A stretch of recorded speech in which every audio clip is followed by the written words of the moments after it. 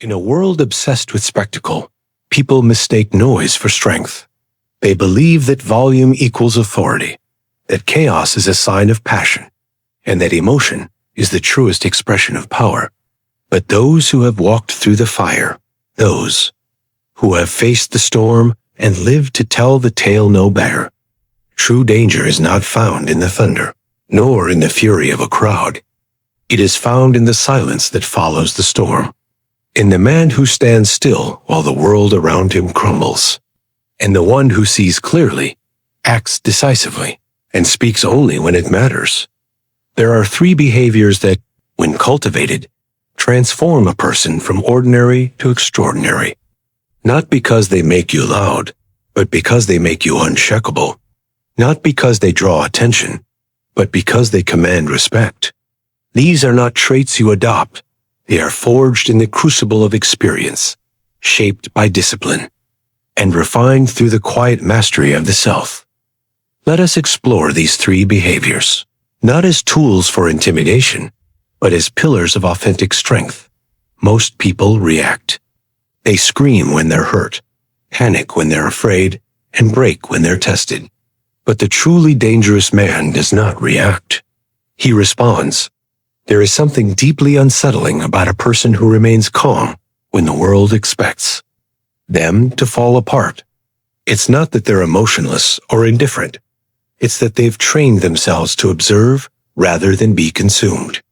They understand that *** chaos is not an enemy to be feared, but a teacher to be studied ***. Marcus Aurelius, emperor and philosopher, once wrote, greater than, if you are distressed by anything external, the pain is not due to the thing itself, but to your estimate of it. And this you have the power to revoke at any moment. This is the foundation of uncheckable calm. It is not passivity. It is presence. It is the ability to step back, assess the situation, and move with intention rather than impulse. When others lose their minds, you keep yours. When the world is screaming for a reaction, you offer silence.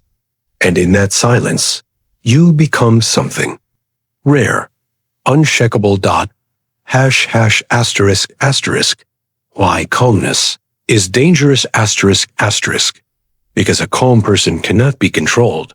They cannot be goaded into anger. They cannot be pressured into poor decisions. Their stillness is not weakness, it is power in repose. It is the kind of strength that unnerves those who have never learned to master themselves. A man who does not flinch in the face of fear is not fearless. He is fearless because he has faced fear and chosen not to be moved by it. This is not learned in a book. It is forged in the moments when your back is against the wall, when your mind screams to run and you choose to stand still. It is the result of daily discipline, of choosing peace over panic and clarity over chaos. When you remain calm, you become unpredictable. You become dangerous not because you threaten, but because you cannot be threatened. In a world desperate for validation, the ability to walk away is a rare and powerful trait. Most stay. They stay in toxic relationships, in dead-end jobs, in situations that drain them. Why? Because they crave belonging. They fear being forgotten. They believe that their worth is measured by their presence. But the truly dangerous man knows better. He knows that peace is more valuable than participation. He understands that sometimes the most powerful thing you can do is nothing at all. Seneca once said, he is most powerful who has power over himself. And that includes the power to walk away from drama, from disrespect, from anything that fractures your focus. You don't need to argue. You don't need to justify. You simply step back. Walking away is not a sign of weakness. It is a sign of clarity.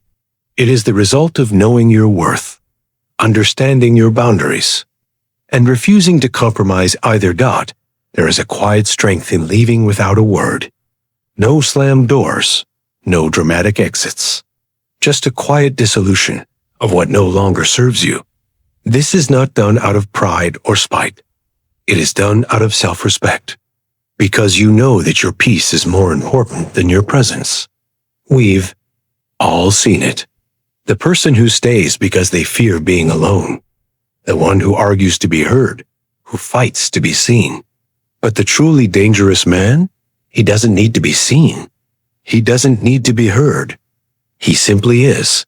And in that simplicity, he becomes untouchable. When you walk away without explanation, you become the kind of person no one can manipulate, no one can guilt, no one can bait into staying. You become free. Freedom is not about doing whatever you want. It's about not needing to do anything at all. There is a quiet intensity in those who move with purpose, not to impress, not to be seen, but simply because their life demands it. These are the ones who rise before the sun, who work in silence, who suffer in private, who sharpen themselves when the world sleeps. They don't chase applause. They don't decorate their mission with noise. They simply execute. Cleanthes once said, "Greater than lead me, O Zeus, and thou, O destiny, I follow without hesitation." This is the essence of purpose without recognition. It is the willingness to move forward, not because you want to be seen, but because you must. Because your life demands it. When a man works in silence, no one sees him coming. He builds in the dark. He suffers in private. He sharpens himself when the world sleeps. And by the time they notice him, it's already too late. He doesn't need permission. He doesn't seek approval.